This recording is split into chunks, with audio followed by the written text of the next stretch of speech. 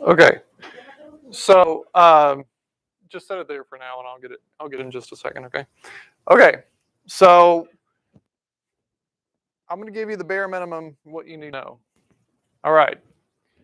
Your body's made up of cells. This is a cell. Now the cell is surrounded by the cell membrane. Now the cell membrane is actually made up of two layers of these little things that look kind of like jellyfish. They have a head and two tails. Each one has a head and two tails. Okay. Each of these little jellyfish looking guys, if we zoom in on one of them, I'm not going to completely finish it. But they're all like that. Okay.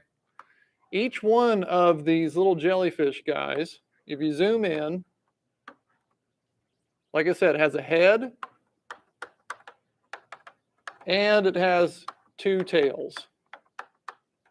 And you'll notice that the tails point towards each other and the heads point away from each other.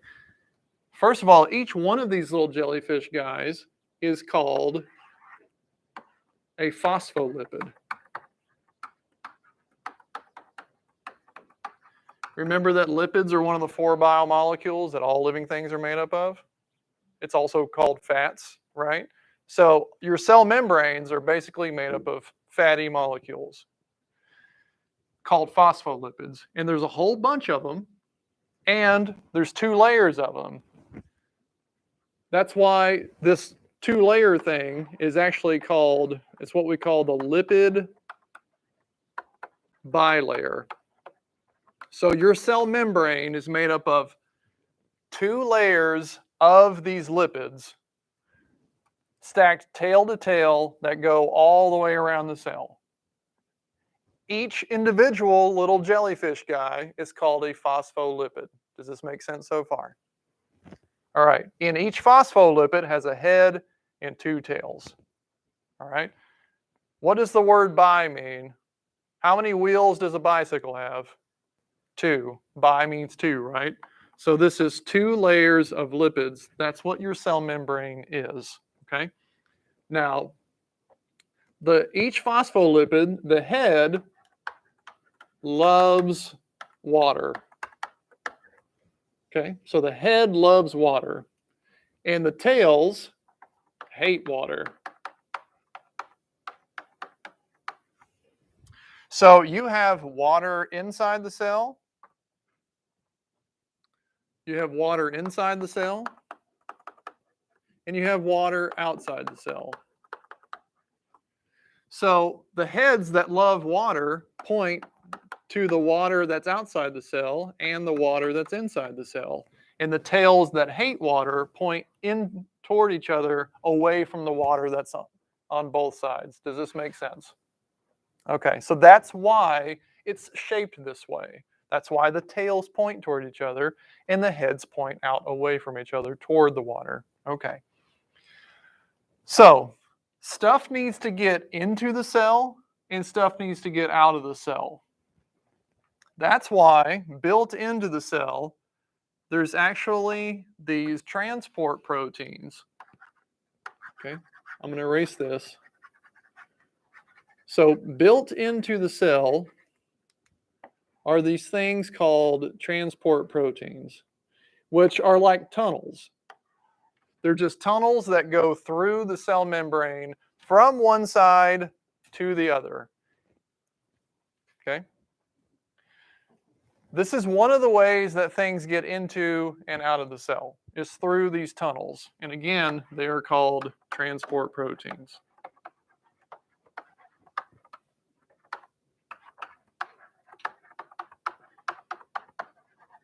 Okay. Okay, so I'm going to erase this. Actually, no, I'm not. I'm going to leave it up here. I'm going to draw over here now. So there's 2 types of transport into and out of the cell. Let's do this. There's two types of transport into and out of the cell. There's active and there's passive transport. So stuff getting into and out of the cell is what we call cell transport. And there's two kinds: active transport, passive transport. Here's the difference. Active transport requires energy. The cell has to exert energy to move stuff in or out of it. In passive transport, the cell does not have to use energy. In other words, stuff can go into or out of the cell on its own without the cell having to do anything about it to make it happen. Does this make sense? So active requires energy, passive does not. Energy, another word for energy is ATP. ATP is the energy molecule that your cells use for energy. It's like gasoline for your car. Your car uses gasoline, your cells use ATP for energy, okay? So when you see ATP, just know that that's energy. And when you see that, you know it's active transport.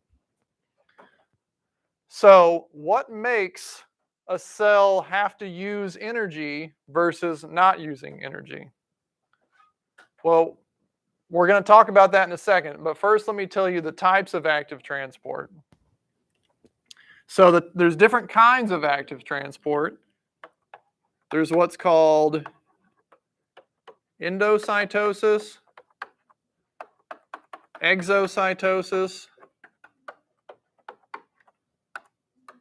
and pumps. There's two types of passive transport, It's called diffusion and facilitated diffusion.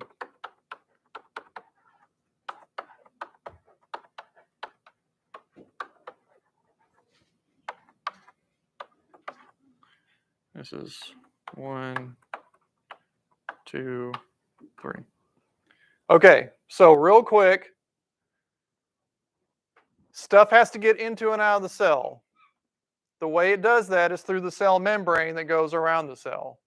There's two types of transport, active and passive. Active transport into or out of the cell requires energy. Passive transport does not. The stuff just goes in and out with no energy from the cell being used. There's three kinds of active transport. There's endocytosis, exocytosis, and pumps. There's two types of passive transport. There's diffusion and there's facilitated diffusion. Here's the difference between the different kinds. Let's start off with passive transport. Diffusion is when really tiny things, you see how the cell membrane has these little jellyfish guys that are stacked side by side? You remember that? Right over here. There's actually these tiny little gaps between the two guys. And if something is tiny enough, it can actually squeak right through the gaps between these little jellyfish guys, the phospholipids, and get into the cell or out of the cell whenever it wants, because it's small enough to do that. There's only three things. There's three things that you need to know that can do that. It's water, CO2, and oxygen.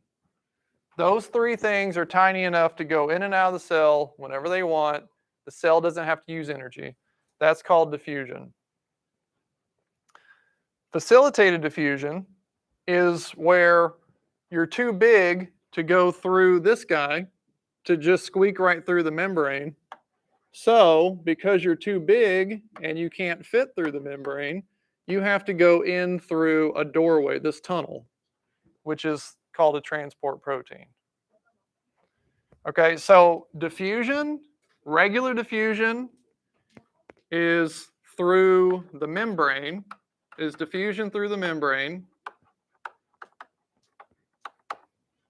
Facilitated diffusion is when things go into or out of the cell through a transport protein.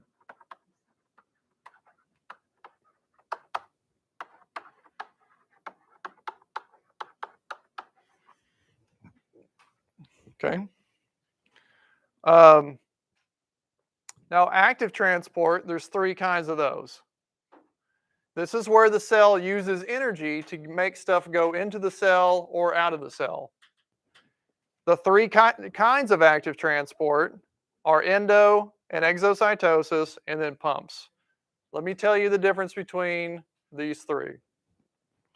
So in endocytosis, it's when things that are too big to go through the transport protein, like maybe something that's this big, imagine it's this big, and it's too big to fit through this transport protein. Can't do that. So what the cell has to do is it actually has to bring it into the cell by basically breaking the cell membrane apart, bringing that thing in, and then putting the cell membrane back together again. Okay? That's called endocytosis. When a giant thing, this is a giant thing going in, giant thing going into the cell is called endo. That's what endo means. It means inside. Exocytosis, what does exo mean? If endo means inside, exo means outside. So if endo is bringing a giant thing into the cell, exocytosis is taking a giant thing out of the cell. So that's when you have a giant thing that needs to be taken out of the cell. Okay? So endo is giant thing in, exo is giant thing out, and pumps is where the transport protein has to pump stuff out of the cell or pump stuff into the cell, and that requires energy. And we're going to talk about in a second, again, why you have to spend, the cell has to spend energy sometimes and doesn't have to spend energy other times. Okay, here's why.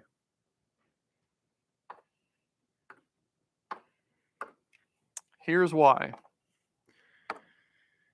So let's say that you have the cell membrane. This is the cell membrane.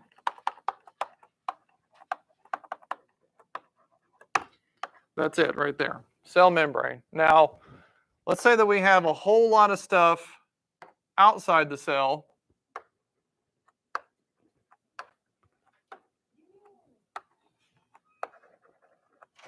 So we have a whole lot of stuff outside the cell and only a few things inside the cell. It doesn't matter what the stuff is. It just matters that there's a whole lot of it out of the cell and only a few things in the cell. Now, here's what your cell wants.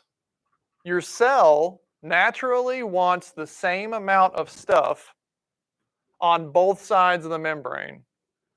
So if I have 1, 2, 3, 4, 5, 6, 7, 8, 9, 10 molecules, how many does my cell membrane want on both sides?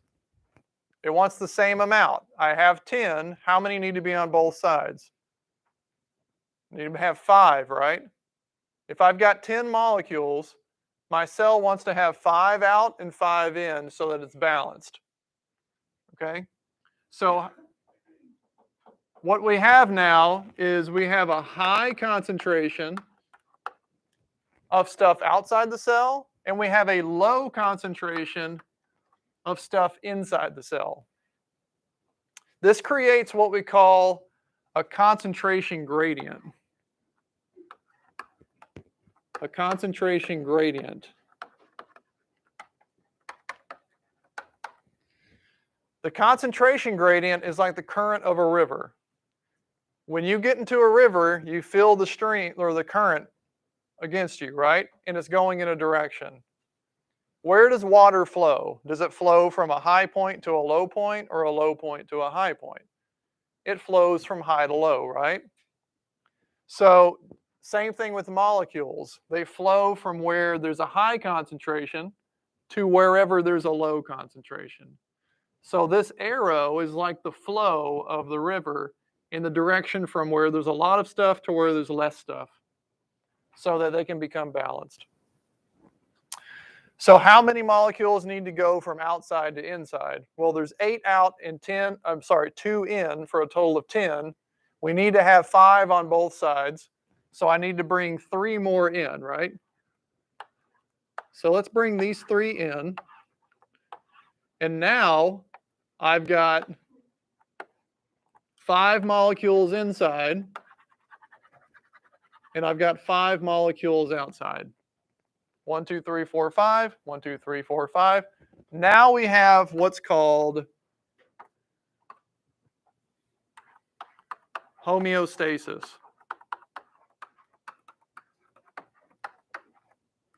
This is called homeostasis, where you have a stable environment. When you think of homeostasis, think of Goldilocks. Not too much, not too little, just right.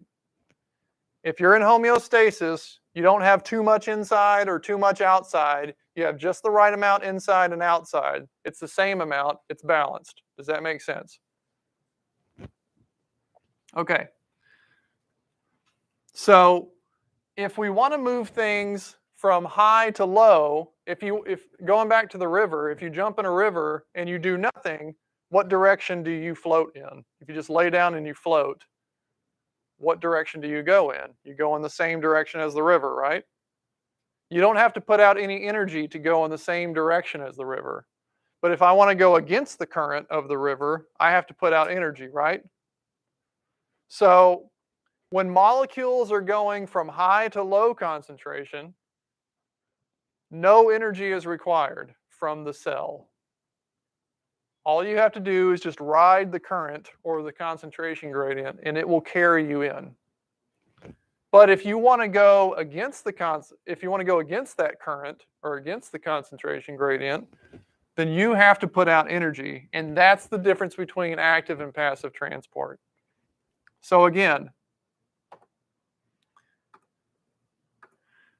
now I'm going to leave this up here. So again, active and passive, the difference between the two is that active requires energy. Passive does not require energy. The reason why active requires energy is because it's going against the concentration gradient or against the current of the river. Against the concentration gradient. This goes with the concentration gradient.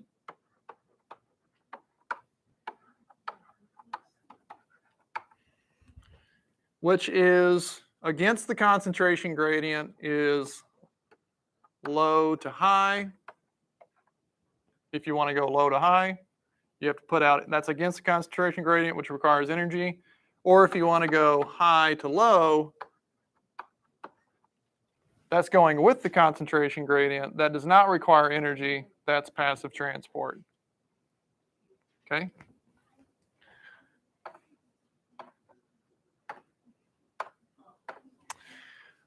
Okay. So if I have 3 cells, 1, 2, 3,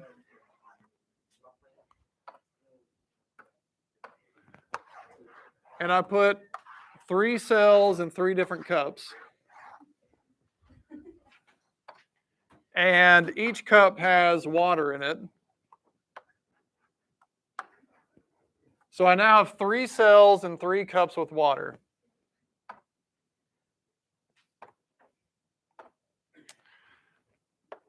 And let's say that I pour salt into the water. Okay?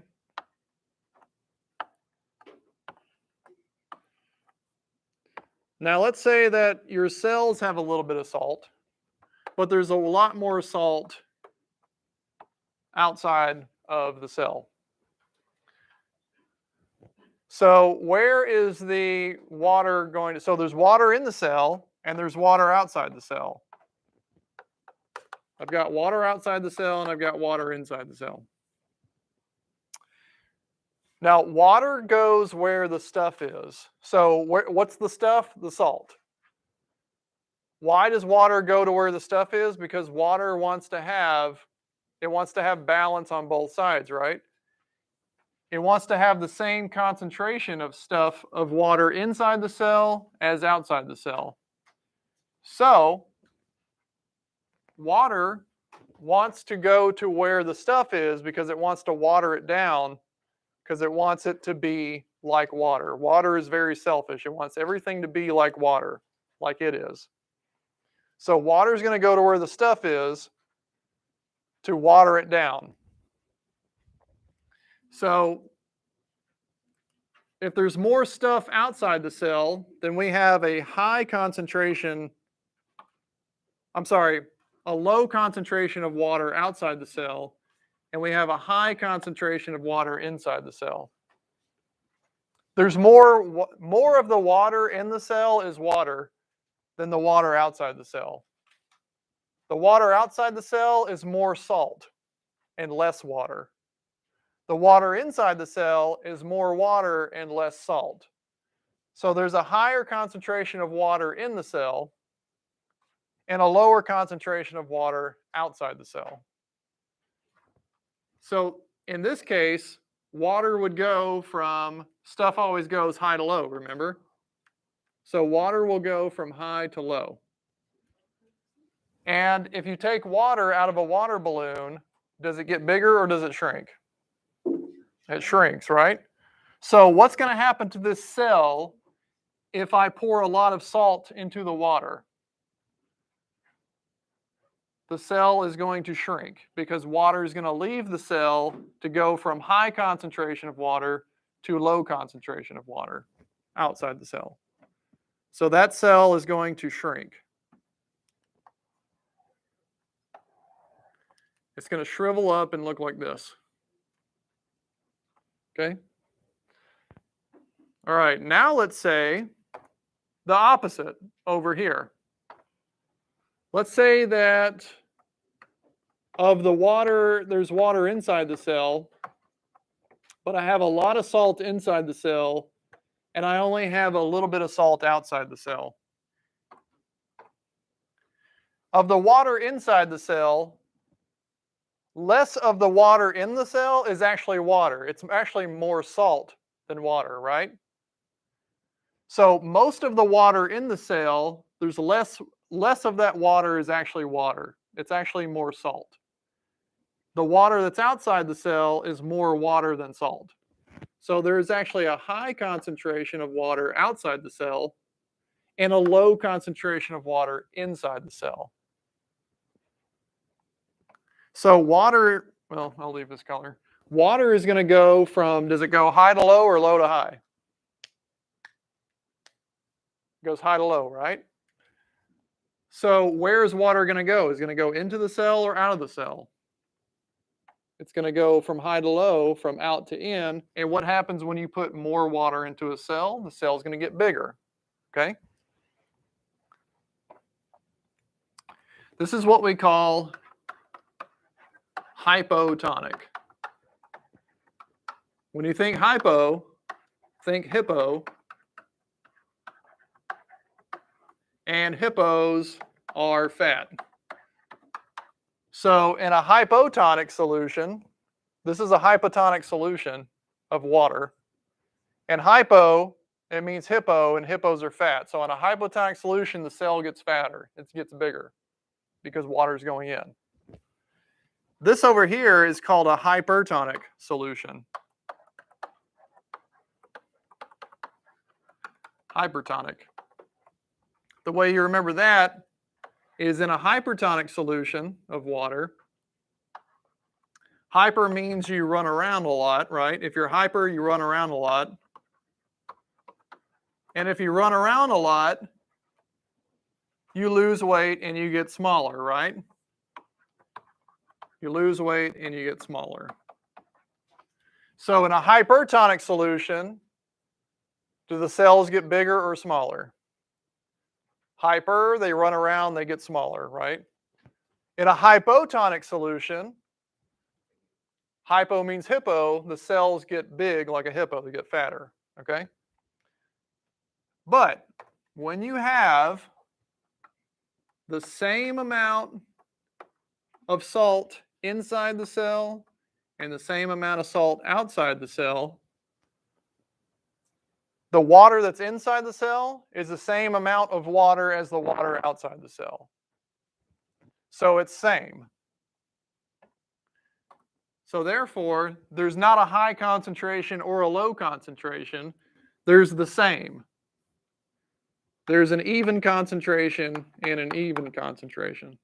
And so the water goes nowhere. It just goes back and forth. So there's not more water coming in or going out. The cell doesn't get bigger. It doesn't get smaller. It stays the same size. This is what we call isotonic. The word iso means same.